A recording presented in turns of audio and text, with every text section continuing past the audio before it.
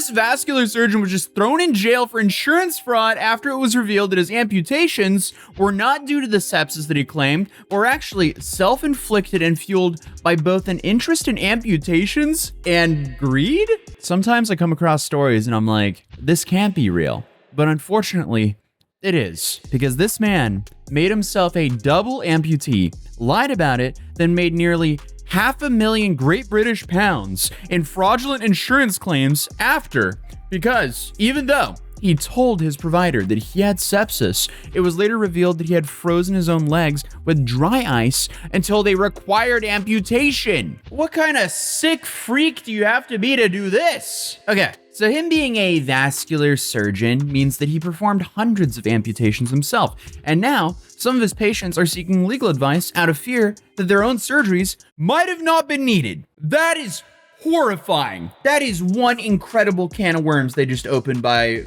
charging this guy, because I cannot even imagine being one of his patients. Losing your limb and then realizing, wait, this guy is just some sick freak who just really enjoys removing limbs. Oh boy, okay.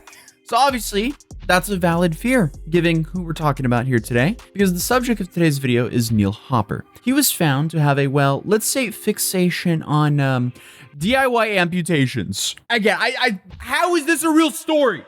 So who's Neil Hopper? Well, Neil Hopper is a 45-year-old vascular surgeon from Cornwall, England, and in 2019, he had both his legs amputated below the knee. My name's Neil Hopper. I'm a vascular surgeon who works in Truro. I've just been discharged from hospital and I was admitted unwell with sepsis of unknown cause. So I'm now a bilateral below knee amputee, which is quite ironic given my job. You see, the original story that Neil told was that after returning from his camping trip, he apparently fell sick.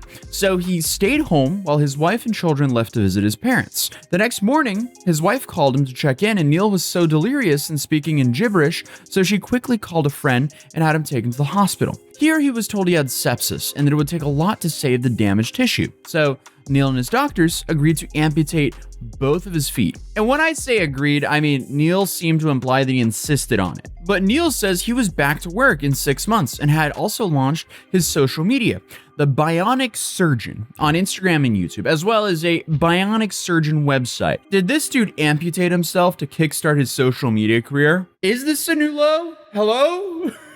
So apparently he used these socials to share his story on becoming a double amputee, continuing his career as a surgeon and how he was adjusting to life with prosthetics.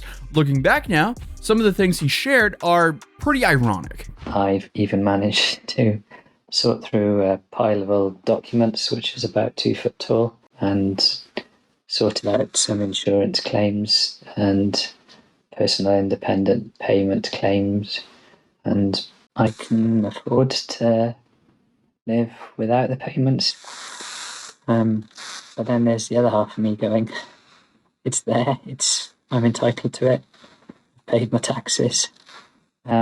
So yeah, it's a little bit strange. Don't think I'm morally strong enough not to take the free stuff. He appeared on the British daytime TV show This Morning to discuss his story, and he even applied to become a para-astronaut. Yeah, the guy, I guess, decided if he was going to commit fraud, he might as well just try to go to space as well. Not that I blame the guy for trying to do that, but still, how is this man a real person? I mean, the dude was clearly loving the spotlight and the attention. Just listen to him list off all of his accomplishments for the year. Ended up being invited to talk on Radio Cornwall, which sort of avalanched into a conversation with a TV producer, Gemma, awesome lady, and I ended up being followed around by some BBC cameras for a few days and made a brief documentary about my return to work and the problems I'd had and my concerns about amputee care, and then got an invitation to speak to Daily Mail, turned them down, don't like their politics. Yeah, so that's pretty much just like public speaking events and interviews. And remember, he also relearned how to walk, and he was in the process of potentially going to space. Wouldn't you want to include that as well? And I'm sure he was loving the insurance payouts as well, because he allegedly used them to buy a camper van, a hot tub, a wood burner, and to make home improvements. And Neil was just sharing all of his toys across social media pretty much shamelessly, and seemed to be genuinely happy and thriving on the outside. I'm more active than I've almost ever been. I've been out on a trike a lot. I'll put some videos of that up at some point. I do a lot of walking. I've walked 4 miles across country paths on my legs without much difficulty at all. On the inside, however, there was a dark secret that was about to come out. And this is where things go from crazy to batshit insane. Because in March of 2023, literally the same month that BBC published an article about his sepsis and life after losing his legs, he was arrested after being linked to the owner of, let's just call it an X-rated site. Oh boy. Now, I need to be very careful with how I word all this if I don't want this video smited from the algorithm, but Neil was paying for videos from a website that specialized in removing men's parts.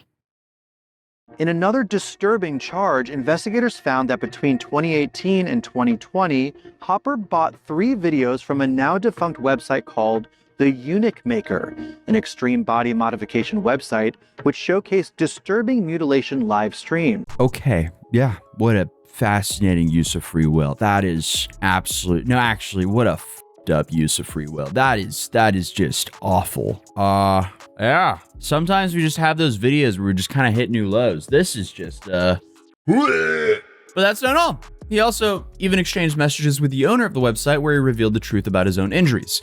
The damages that led to his double leg amputations that have been self-inflicted. Yeah, I guess he just left that part out when he was filing his insurance claims for £500,000. Yeah, I mean, you can't come back from messaging someone that it's going to be awesome when you become a double amputee and then it's been your dream for 20 years. I think that is the definition of you being quite messed up.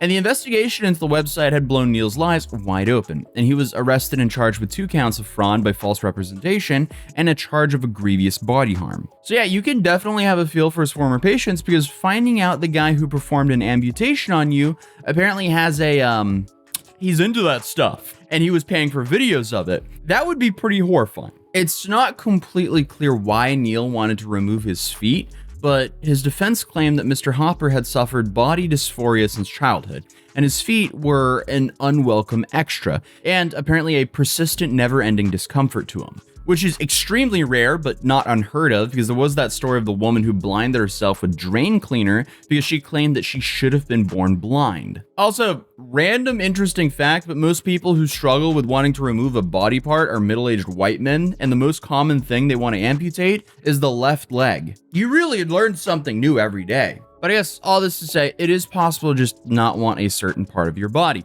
But you obviously can't just like hack off a limb at random, and you definitely can't then just claim it as sepsis for £500,000. Because that's a serious payday. So obviously he did some financial trickery to be able to get that payday on top of getting what he also wanted. And it really does not help when the evidence comes out of you telling your friend that you're going to milk this insurance payout. So at this point, it looked like Neil had nowhere left to hide and didn't enter any plea deals in court. According to the Times UK, Hopper didn't enter any pleas to the 3 charges lodged at him and reportedly shed a tear before being led to his cell by court officers. And the court also heard that Hopper did not regret his operations, but bitterly regrets the dishonesty about their cause. And then I guess most recently, on August 28th, he was finally thrown in jail for close to 32 months for his crimes. The judge in this case also made a harm prevention order for 10 years and set a timetable to recover some of the funds he acquired fraudulently. The court also heard that Hopper would lose his home, so even if you hear 3 years is light, he will be dealing with the repercussions of this for the rest of his life.